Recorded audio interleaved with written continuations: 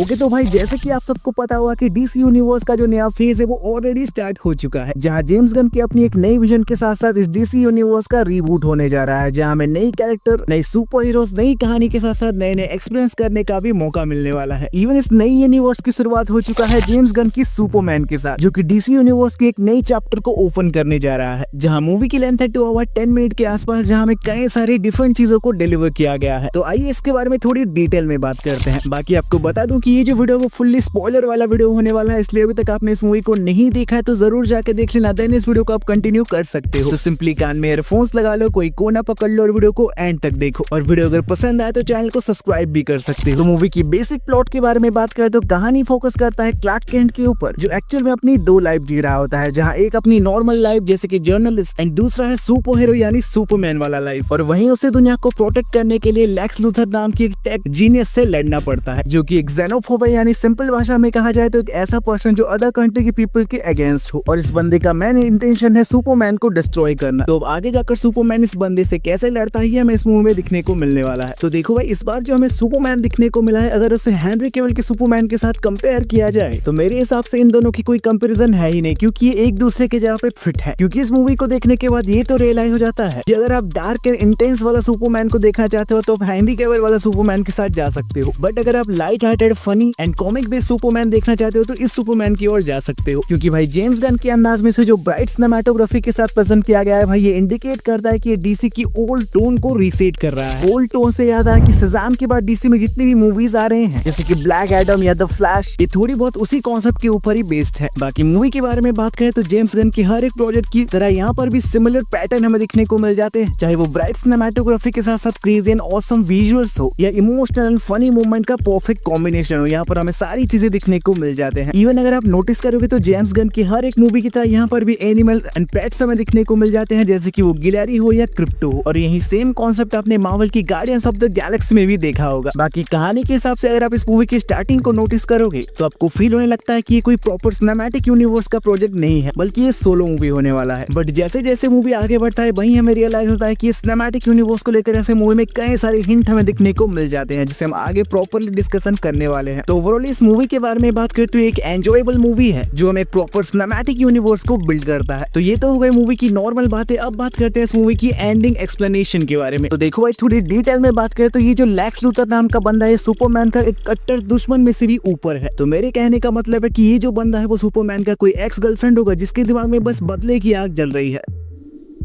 मेरे इतने करीब मत आओ, मैं तुम्हें बर्बाद कर दूंगी।